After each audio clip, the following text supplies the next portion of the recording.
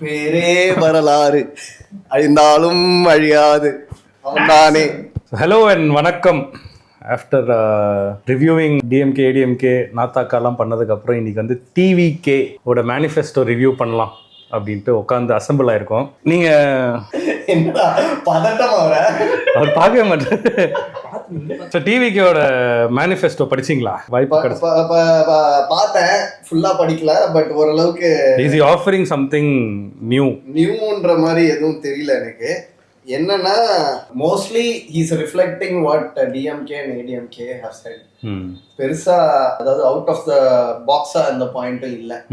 Okay, for example Annapoorni super 6 scheme, 6 free gas cylinder, அதுவும் இருக்கு. அது ஆல்ரெடி ஏடிஎம்கே சொல்லிருக்காங்க. அது ஏடிஎம்கே சொல்லிருக்காங்களா? ஆனா 6 சொன்னாங்க. 6 இல்ல 3 சொன்னாங்க. 3 சொன்னாங்க. டிஎம்கே இல்ல, அவங்க 6 தான சொன்னாங்க. அவங்க 6 சொல்லுவாங்க. இவங்க ஜாஸ்தியா சொல்லிருக்காங்க டிவிகேல. சோ அதுதான் இவர் நம்பர்ஸ் கொஞ்சம் ஹைக் அப் பண்ணிருக்காரு எல்லாத்துலயும். இப்போ 1000 இது 2000. அதான் I mean it sounds like vote pulling தான். ஆமா. ஸோ இப்போ எனக்கு வந்து இதுல எல்லாமே இதை ஓரளவுக்கு பார்த்தேன் நான். காமராஜர் கல்வி உறுதி ஸ்கீம் 15,000 ரூபா பெர் இயர். ஸோ ஸ்கூல்ல இருந்து எல்லாம் ட்ராப் அவுட் ஆகுறாங்க அப்படின்றதுனால அவங்கள சப்போர்ட் பண்றதுக்காக ஸ்கூல் ஃபீஸ். ஸோ இது எல்லாமே வந்து ஆல்ரெடி எக்ஸிஸ்டிங்கா இருக்கு. ஆமா, இது வந்து எப்படி அவர் மட்டும்தான் மாறுது. கொஞ்சம் ஒரு 3,000 ரூபா 2,000 ரூபான்னு ஜாஸ்தியா கொடுக்குறாருன்னு நினைக்கிறேன். ஸோ இந்த இருக்க ஸ்கீம் எல்லாம் வந்து ஆல்ரெடி இருக்கு. ஃபார் எக்ஸாம்பிள் வெற்றி பயணம், ஃப்ரீ பஸ் டிராவல் ஃபார் விமென்றது டிஎம்கே இம்ப்ளிமெண்ட் பண்ணுது. ஃபாஸ்ட் ட்ராக், உமன்ஸ் கோர்ட்டு, இது எல்லாமே already 0 dark spot, panic button அந்த பஸ்ஸு ஃபார் விமென், இது ஃப்ரீ சானிட்டரி பேட்ஸ், இது எல்லாமே ஆல்ரெடி இருக்குதான். இவர் வந்து புதுசா எதுவும் சொல்லல, புதுசா கொண்டு வந்தேன் அப்படின்னு எதுவும் இருக்கிற மாதிரி எனக்கு தெரியல. 8 கிராம் தாலிக்கு தங்கம்ன்றது 8 கிராம் ரொம்ப ஜாஸ்தி. பன்னன் சீர் மாமன் சீர்லாம் இருக்கு. இது வந்து எங்க அது டிஎம்கே கொண்டு வந்திருக்காங்களா? இல்ல அது யாருமே பண்ணல. தாலிக்கு தங்கம், தாலிக்கு தங்கம் வந்து முன்னாடி இருந்தது, ஏடிஎம்கே பீரியட்ல இருந்தது. பட் ஆனா அது இப்போ கிடையாது. அண்ட் வந்து இப்போ இவர் அனௌன்ஸ் பண்ணியிருக்காரு தாலிக்கு தங்கம். பட் ஆனா 8 கிராம்ன்றது பாசிபிளான்றது எனக்கு ஒரு சவரன் அது 1.5 லட்சம் ரூபாய். ஒரு சவரன்றது 8 கிராம். ஸோ 1,15,000 ரூபாய் ஒரு சவரன் இன்னைக்கு ரேட்டுக்கு. ஸோ கல்யாணம் ஆனா ஒரு 1 லட்சம் ரூபாய் உனக்கு ஒர்த் ஆஃப் கோல்டு தான். 8 கிராம் கோல்டு தருவாரு. 8 கிராம் கோல்டு தருவாரு. இன்னொன்னு தாய்மாமன் தங்க மோதிர ஸ்கீம். நியூ பார்ன்ஸுக்கு வந்து அந்த வெல்கம் கிட் கொடுப்பாங்கல்ல. ஆமா. அப்போ வந்து அதோட சேர்த்து ஒரு மோதிரம் போடுறாராம், தங்க மோதிரம். பெண் குழந்தைகள் இல்ல ஆண் குழந்தைகள்? Every child born in Tamil Nadu irrespective of gender. எவ்வளோ எத்தனை கிராம் அதெல்லாம் சொல்ல, மோதிரம் போடுவார். அதுதான். இன்னும் 1/2 கிராம் வரும். நீ என்ன okay, my target is 10 grams. எத்தனை கிராம் கல்யாணம் பண்ணோம். சரி, ஓகே, இப்போ ஒரு சவரம் வந்துச்சு, அடுத்த ஒரு வருஷத்துல திருப்பி ஒரு 4 கிராம் வந்துச்சுன்னா அப்படியே சேர்த்து வச்சுனே வரலாம்ல. எது குழந்தையா தங்கத்தியா? ஸோ கல்வி உத்தரவாதம் ஸ்கீம், எஜுகேஷன் 20 lakhs தராரு. இதுக்கு எனக்கு இந்த எப்பவுமே இவரு டிவிக்கேன்னு இல்லை, டிஎம்கே ஏடிஎம்கே எல்லாத்துக்குமே தான் எனக்கு இந்த கேள்வி இருக்கு. இந்த காசெல்லாம் அனௌன்ஸ் பண்றாங்கல்ல இஷ்டத்துக்கு, இந்த நம்பர்லாம் ஏதோ சொல்றாங்க. இதுக்கெல்லாம் எங்கேருந்து காசு வரும்னு யாரும் எதுவும் சொன்னதில்லை. நான் இதுக்கு முன்னாடி சொன்னதே தான். இப்போ நான் ஒரு என்னோட பிஸ்னஸுக்கு நான் இவ்வளோ ப்ரொடக்ஷன் பண்ண போறேன், இவ்வளோ சேல்ஸ் பண்ண போறேன், இதுதான் டர்ன் ஓவரோட டார்கெட்டு அப்படின்னு சொன்னா எல்லாருமே இப்போ நான் இதை யார்ட்டையாவது பிச் பண்றேன்னா எல்லாருமே என்கிட்ட கேட்கறது, எங்கேருந்து காசு எடுத்துட்டு வருவேன், இன்வெஸ்டர்கிட்ட போவியா, லோனுக்கு போவியா, லோனுன்னா வட்டி கட்ட முடியுமா உன்னால, இப்படின்ற பேசிக் சில கொஸ்டின்ஸ்லாம் இருக்கு. அத வந்து யாருமே, இப்ப நீங்க கூட சொன்னீங்க, இப்ப டிவிக்கேல இவரு 8 பவுன் தாலி தராரா அப்படின்னா அதுக்கு 1 லட்ச ரூபா 1.25 லட்ச ரூபா ஆகுதுன்னா அது எங்கேருந்து வரும்? அதுதான் இவங்க மென்ஷன் பண்ணது ஒன்று என்னன்னா transparency and corruption free promise பண்றாங்க. ஓகே, அடுத்த வருஷம் நான் என்ன சொல்றேன் அப்படின்னா, இப்போ கரப்ஷன் ஃப்ரீயா பண்றாங்க, உண்மையிலேயே அவங்க அந்த அளவுக்கு நேர்மையா செய்யறாங்க அப்படின்னா ஐ திங்க் சாத்தியம் தானே. இல்ல கரப்ஷன் ஃப்ரீயா பண்ணா உலகம் கரப்ஷன், ஐ மீன் நாடு கரப்ஷன் ஃப்ரீயா இருக்கும். இல்ல பிரைபிங் அந்த ஆல்ரெடி 5 லட்சம் கோடி ரூபாய் கரண்ட் இருக்கு. ஓகே, இப்ப அந்த 5 லட்சம் கோடிய 10 லட்சம் கோடி இல்ல 5 லட்சம் 6 லட்சம் கோடி இதை வந்து நீ கட்டணும் ஃபர்ஸ்ட். இந்த கடனை கட்டிட்டு தான் நீ ஃப்ரீயா கொடுக்கணும். கரெக்டா? அதுதானே ஒரு எக்கானமி, அதுதானே கரெக்ட். பட் நீ வந்து அடித்தட்டு மக்களுக்கு நீ எப்படி ஹெல்ப் பண்ண போறன்னு இருக்கு இல்லையா? Welfare scheme. ஓகே, அப்ப இன்னும் கடன் வாங்குவேன். அதுதான் இது எனக்கு அந்த அளவுக்கு டீப்பா தெரியல. But you have to cater to all sorts of. இல்ல அதுதான் இப்போ நமக்கு டீப்பா தெரியல, நமக்கு ஒரு ஐடியா கொடுக்கணும். கரெக்ட். ஆமா, அதாவது அட்லீஸ்ட் ஒரு மேலால் நீ பக்காவா நம்பர்ஸை கிரன்ச் பண்ணி நமக்கு சொல்ல தேவை. பேலன்ஸ் ஷீட் இதுதான் அப்படிலாம் சொல்ல தேவை. கரெக்ட். இதை நான் இப்படி பண்ணா எனக்கு வந்து ஒரு ஒரு பாதி கடனாவது அடைப்பேன். அப்புறம் நம்ம வந்து இப்படி பண்ணலாம் அப்படி பண்ணலாம், இல்ல மேலும் கடன் வாங்காம இப்படி பண்றதுக்கு இந்த வழி இருக்கு அப்படின்ற ஒரு ஃபேர் ஐடியாவது ஏதோ ஒரு கட்சி வந்து கொடுக்கணும். இப்போ இந்த வெல்ஃபேர் ஸ்கீம் கொடுக்கறதுக்கு காம்பன்சேஷனா இந்த பக்கம் என்ன இருக்குன்னு தெரியல. இதுக்கு ரெவென்யூ ஜெனரேஷன் எப்படி இருக்கு? இப்போ டிரான்ஸ்போர்ட்டை பொறுத்த வரைக்கும் நமக்கு ரெவென்யூ கிடையாது, கரெக்டா? ஆனா டிரான்ஸ்போர்ட்ல வந்து சில கட்சிகள்லாம் சொல்லியிருக்கு. இப்போ ஃபார் எக்ஸாம்பிள் ஏடிஎம்கே சொல்லியிருக்காங்க மென்னுக்கும் ஃப்ரீ அப்படின்னு, இவங்களும் டிஎம்கேவும் விமெனுக்கு ஃப்ரீ. சரி, அப்போ எப்படி ரெவென்யூ எடுத்துட்டு வருவேன்? இவங்களுக்கு எல்லாம் ஃப்ரீயா கொடுத்துட்டேன், இப்ப இவங்க கிட்ட இருந்து ஒரு ரெவென்யூ வந்திருக்கும்ல, அந்த ரெவென்யூ காம்பன்சேட் பண்றதுக்கு எப்படி ரெவென்யூ எடுத்துட்டு வருவேன்? ஃபார் எக்ஸாம்பிள் அட்வர்டைஸ்மெண்ட் போடுவியா, இது பண்ணுவியா, அது பண்ணுவியா, ஏதாவது?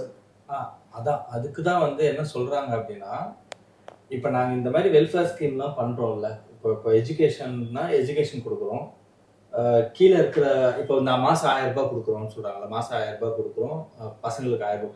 ஸோ இது எல்லாமே நாட்டின் வளர்ச்சிக்காக தான் பண்ணுறோம். இப்போ வந்து இப்போ நீ ஒருத்தர் போய் படிக்க போகிறான்னு வச்சுக்கோங்க, படிக்க போகிறான், நாளைக்கு அவன் வேலைக்கு வரான்னா இங்கே அந்த வேலையை நான் கொடுக்கும்போது அதுக்கான ஆள் ரெடியாக இருப்பான், ஸ்கில் லேபர் இருப்பான்.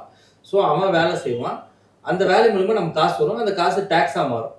ஓகேவா? ஸோ இப்போ இந்த 1000 ரூபாய் இப்போ வந்து இந்த கையில் பெண்களுக்கு 1000 ரூபாய் கொடுக்குறாங்கல்ல, இப்போ அந்த 1000 ரூபாய் கொடுக்குறது அவங்க சேமிக்க மாட்டாங்க. அப்படினாலே அது திருப்பி பக்கத்தில் கடைகளுக்கு செலவு பண்ணுவாங்க. ஸோ திருப்பி அது டேக்ஸில் உனக்கு ஒரு பாதி அமௌண்ட் உனக்கு டேக்ஸாக வரும்.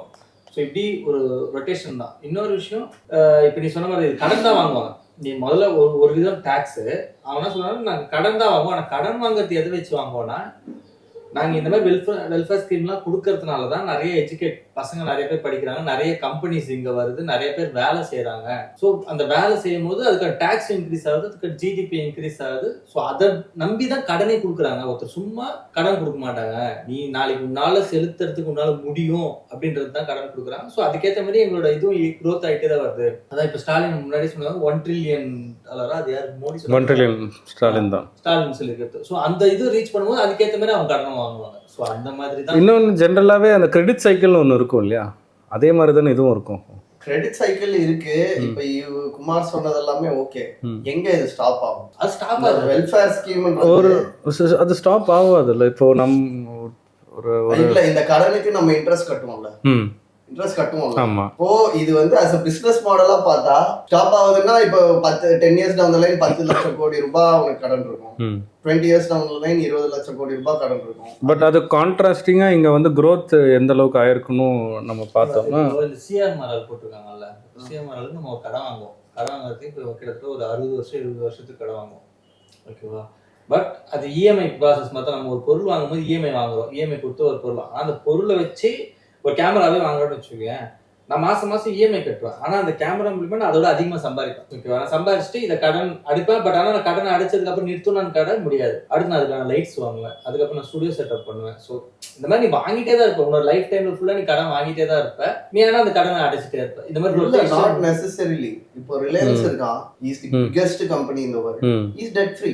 அது நீ அது 1-2 நீ எக்ஸெப்ஷன் இருக்கும். இல்ல அதுதான் இப்போ டாடாவும் அப்படிதான். அதாவது உனக்கு சக்சஸ்ஃபுல்லான பிசினஸ் மாடல்ஸ் இருக்க கம்பெனி எல்லாமே டெட் ஃப்ரீ தான். Apple, he has cash balance. Berkshire Hathaway, he has cash balance. இப்போ எந்த கம்பெனிஸ் எல்லாம் வந்து உனக்கு ரொம்ப அன்ஷூரா இருக்கோ, ஃபார் எக்ஸாம்பிள் பைஜூஸ், பேவக்கூஃப், நான் இதை வந்து என்னோட டேர்ம்ஸ்ல நான் வந்து பாக்குறேன். ஓகே, பைஜூஸ், பேவக்கூஃப். இப்போ ஃபார் எக்ஸாம்பிள் சரி நீ கவர்மெண்ட்டே எடுத்துக்கோ, சிங்கப்பூர்ட்ட கடன் கிடையாது, நார்வேட்ட கடன் கிடையாது, இவன் டென்மார்க், அந்த ஸ்காண்டினேவியன் கண்ட்ரிஸ், சுவிட்சர்லாண்டு, இவன் எவனும் கடன் கிடையாது. They are all first world countries. They are all Singapore economy is considered tiger economy. Okay. அவங்கிட்ட இருந்து தான் நம்ம அந்த 1 trillion tiger economy அதெல்லாம் சொல்றோம். So நீ எப்படி பார்த்தாலுமே successful governments are not in debt. Okay. If you say USA அப்படின்னா US is not a successful government. Successful கவர்மெண்டோட எக்ஸாம்பிள்ஸ் நான் இப்போ சொன்ன கண்ட்ரிஸ். ஓகே. கரெக்ட். எனக்கு சிங்கப்பூர் அளவு இல்லை, நான் சொல்றது நம்மளது வந்து ஒரு டைவர்சிஃபைடு ஒரு கண்ட்ரி தானே. ஸோ அதே மாதிரி எல்லா ஸ்டேட்ஸ்லுமே எல்லா பாசிபிலிட்டிஸும் கிடையாது. ஏன் சவுத்தில் வந்து உனக்கு வந்து ஃபெசிலிட்டிஸ் ஹார்பர் இருக்கு, உனக்கு அதுக்கான தண்ணி பிரச்சனை இல்லை. ஸோ இந்த மாதிரி இருக்கும். ஸோ நார்த்தில் சில இதெல்லாம் வறண்ட இடம் இருக்கும். ஸோ அவங்கெல்லாம் வந்து நம்ம வந்து வித்தியாசமா இருக்கிறதுனால நீ டெப்ட் ஃப்ரீ ஆகிறது ரொம்ப கஷ்டம் அப்படின்றது. அதோட இப்போ we pay tax and then there is a compensation to other northern states. அதுவும் கன்சிடர் பண்ணலாம். அதெல்லாம் இருக்கு. இப்போ to his point நம்ம டாக்ஸ் கட்டுறோம். டாக்ஸ் கட்டுறதுனால நமக்கு growth இருக்குன்னா பாதி டாக்ஸ் அவனுக்கு போயிருக்கு. ஆமா. அந்த டாக்ஸ் திரும்ப வரது இல்ல. so which means we can't stop. ஆமா. ஒரு பக்கம் நிறுத்தவும் முடியாது. அப்ப அதுதான். அப்போ நீ உன்னோட பிளான் ஆஃப் ஆக்ஷனை மாத்தணும், பிசினஸ் மாடலை மாத்தணும். இப்போ நீ கொடுத்த எக்ஸாம்பிள்ஸ் வந்து ஆஸ் அ கண்ட்ரியாக அவங்க ஃபங்க்ஷன் பண்ணுறாங்க.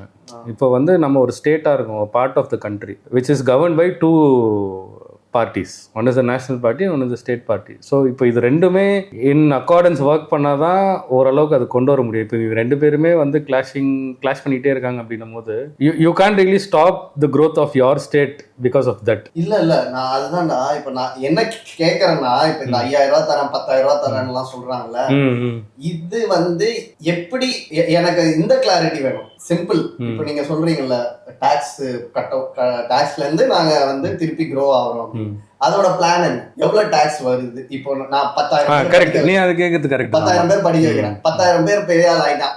Assuming that everyone is successful, எவ்வளவு டாக்ஸ் கட்டலாம்? கரெக்ட் தான். ஆமா, அது ஒரு கிரே ஏரியாவா தான் இருக்கு. 5% நீ 2.5% சென்ட்ரலுக்கே கொடுத்துட்ட. 2.5 உனக்கு நீ எடுத்துக்கிறியா, டைரக்டா எடுத்துக்கிறியா? ஆமா. அப்ப அந்த 2.5ல எவ்வளவு உன்னால ரெகுபரேட் பண்ண முடியும்? கரெக்ட். அதுதான் வந்து நம்ம கிட்ட இல்ல. அந்த பேசிக் நம்பர்ஸ் கூட யாரும் சொல்ல மாட்டாங்க. அதாவது சரி, ரொம்ப டீப்பா போய் சில ஒரு குரூப் ஆஃப் பீப்புளுக்கு புரியாதுன்னு புரியுற மக்கள்னு ஒரு குரூப் இருக்கும்ல, அவனுக்கு நீ ஒரு டேட்டாவை கொடுக்கணும்ல. as a citizen of the state, I need to be, the data needs to be available to me if I want to see the data and if I can understand the data. Correct. ஏன்னா இப்போ DMK period போன இதில் கூட ஒரு அக்யூசியேஷன் வந்துச்சு. இப்போ எஸ்சிலாம் இருக்காங்கல்ல, SC ST அந்த மாதிரி இருக்காங்கல்ல. ஸோ இப்போ வந்து இவங்களுக்குமே அவங்களோட எக்ஸ்க்ளூசிவ்லி ஃபார் தெம் வெல்ஃபேர் ஸ்கீம்னு ஒன்று இருக்கு. அவங்களுக்கும் தனி பட்ஜெட் ஒதுக்குவாங்க. இப்போ அவங்க ஊர்ல இல்லாத இடத்துல வீடு கட்டுறதுக்கோ இல்லை வந்து ஸ்கூல் கட்டுறதுக்கோ இல்லை சம்திங் என்ன. அது இல்லாம சென்ட்ரல்ல இருந்து வந்து ஒரு ஃபண்ட் வேற தருவாங்க எஸ்சிக்கு எஸ்டிக்கு ரொம்ப மோஸ்ட் பேக்வர்ட் காஸ்ட் என்று தனியாக கொடுப்பாங்க. சில டைம் என்ன ஆகும்னா அந்த ஃபண்டை யூஸ் பண்ணவே மாட்டாங்க, யூஸ் பண்ணாமே வச்சிருந்து ரிட்டர்ன் அனுப்பிச்சிடுவாங்க. இப்ப போன டிஎம்கே பீரியட்ல என்ன சொன்ன வந்தாங்கன்னா அக்யூசியேஷன் என்னன்னா, அந்த ஃபண்டும் எடுத்து நீங்க வெல்ஃபேர் ஸ்கீம்ல செலவு பண்றீங்க அப்படி சொல்றாங்க. நீங்க எக்ஸ்க்ளூசிவ்லி அந்த ஃபண்ட் வந்து அவங்களுக்காக தானே, நீங்க அந்த ஃபண்டையும் எடுத்து நீங்க வெல்ஃபேர் ஸ்கீம்ல பத்தலன்னு சொல்லிட்டு செலவு பண்ணுவீங்க. இப்ப ஏன்னா இப்ப இந்த கண்ணகி நகர்ல கூட பார்த்தோன்னா ஒரு கிரவுண்ட் ஏதோ கட்டினாங்க.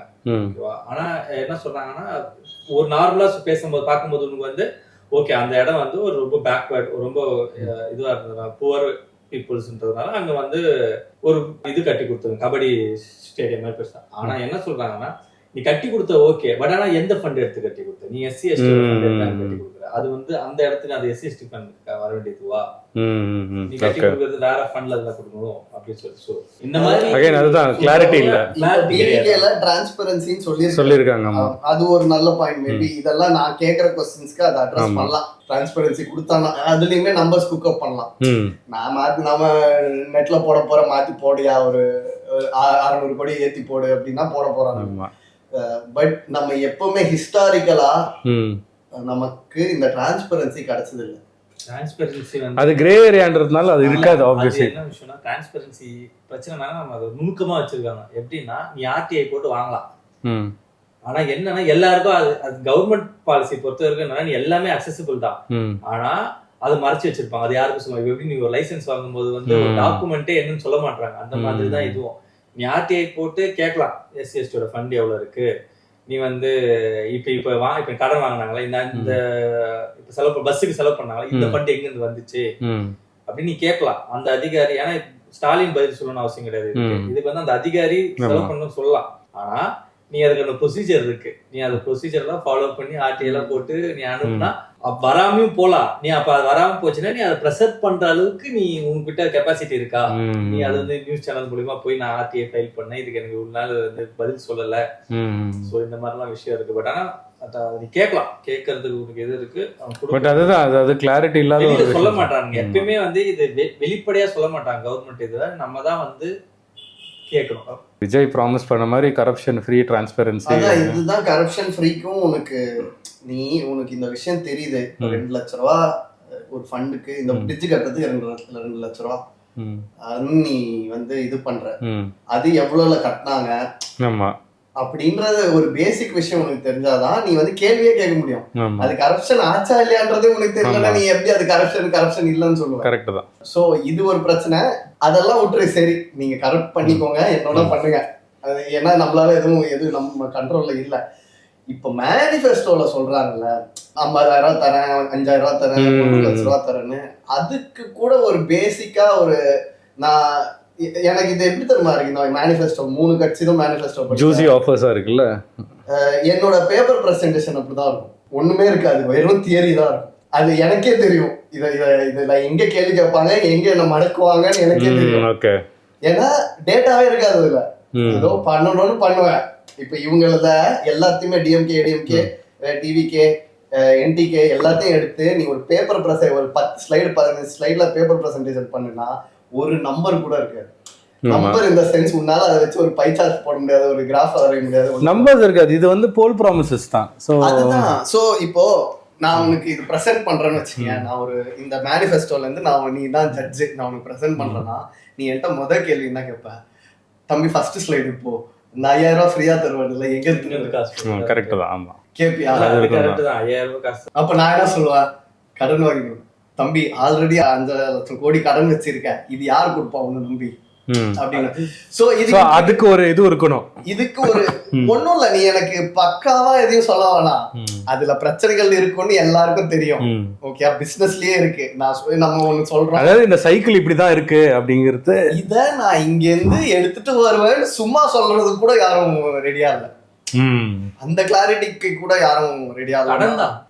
இது சரி, அது கடன் வச்சுக்கேன், கடன் ஓகே, கடன் தான், ஆப்வியஸா கடன் தான். அப்போ அந்த கடனை எப்போ கம்மி பண்ணுவோம், நீ முடிக்க வேணாம், எவ்வளவு கம்மி பண்ணுவ, எப்ப கம்மி பண்ணுவ. கடன்றது ஒரு கெட்ட விஷயம் தான்டா, என்னதான் இருந்தாலும் இட்ஸ் அ நெகட்டிவ்.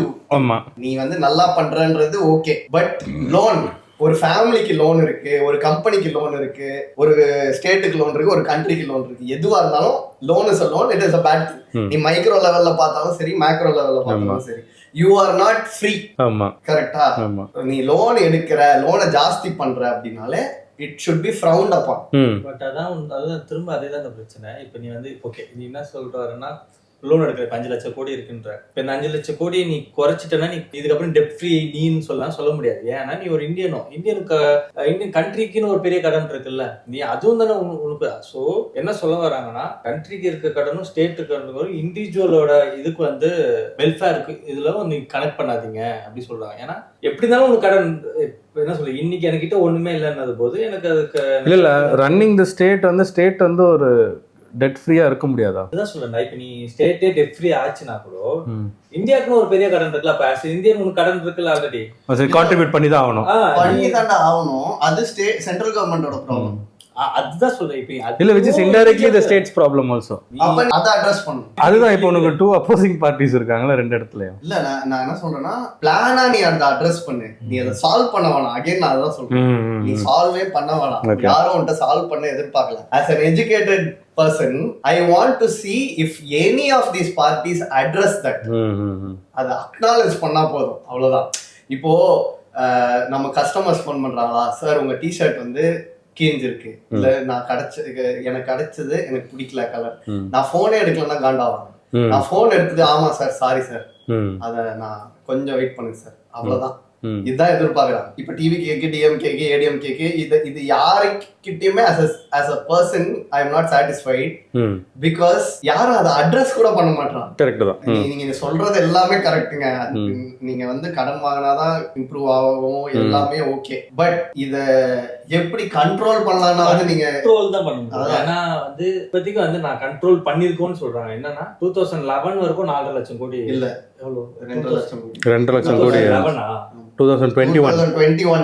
2021 எடப்பாடி விட்டு போனது 2 லட்சம் கோடி 6 லட்சம் கோடி. So it is not control anyway. 4 lakh crores வந்து இன்க்ரீஸ் ஆயிருக்கு. சோ இது இன்க்ரீஸ் தான் ஆயிருக்கு. இது இன்க்ரீஸ் ஆயிட்டே போலாம். இப்ப நமக்கு பெருசா எக்கனாமிக்ஸ் தெரியாதுன்றதுனால ரிப்பர்கஷன்ஸ் தெரியல. இது 20 லட்சம் கோடி 50 லட்சம் கோடி ஆகுதுன்னு வச்சுக்கோ, 30 வருஷம் 30 இயர்ஸ் டவுன் தி லைன். அப்போ வந்து நமக்கு எப்படி அது பிரச்சனை ஆகும் நமக்கு தெரியாது. ஏன்னா நமக்கு கிடைக்க வேண்டியதெல்லாம் கிடைக்காம போலாம். கரெக்ட். ஓகேயா, எதுவா இருந்தாலும் ஒரு மாடரேட் லெவல் தான். அதுக்கு மேல இருந்தா இப்ப இந்த ஃப்ரீ எல்லாம் கம்மி பண்ணே வரலாம். நாங்க இவ்வளவு கொடுத்து நாங்க வந்து எங்க கல்லால காசு இல்ல, இனிமே எதுவுமே ஃப்ரீயா தர முடியாது. சோ கடன்ன்ற மேட்டர் வந்து it's a negative thing. Okay, you are taking loan for development and you are showing development. That is all right. How are you going to control it or how are you going to reduce it? I think இது ஒரு சிக்கலான இடம் தான். இந்த they trying to solve immediate ப்ராப்ளம்ன்றது தான் இந்த cash welfares எல்லாம். இப்போதைக்கு okay, like how education is a 20-year process. இப்போ இதை வந்து நீ 20-year ப்ராசஸாக திருப்பி ஆரம்பிச்சு ஒரு 20 இயர்ஸ்க்கு அப்புறம் இது சால்வ் ஆகும்னு பண்ண முடியாம அது ஒரு பக்கம் நடந்தாலும் இப்போதைக்கு வந்து இது ஒரு பிரச்சனை இருக்கு, ஃபினான்ஷியல் பிரச்சனை இருக்குன்னா அதை சால்வ் பண்ணி விட்டுறாங்க. அதுதான் இப்போ கடனா. அதுவும் ஓகே, சரி, இப்போ 5 லட்சம் கோடி 6 லட்சம் கோடி கடன், இதை நாங்க சால்வ் பண்ண போறோம், அதனால நான் உங்களுக்கு எதுவுமே தர முடியாது அப்படின்னு சொன்னாலும் பரவாயில்ல. மேலும் மேலும் தரும்போது நீங்க நான் எனக்கு எல்லா மேனிஃபெஸ்டோலயும் இந்த ஒரு ப்ராப்ளம் தான். வேற எந்த பிரச்சனையுமே கிடையாது.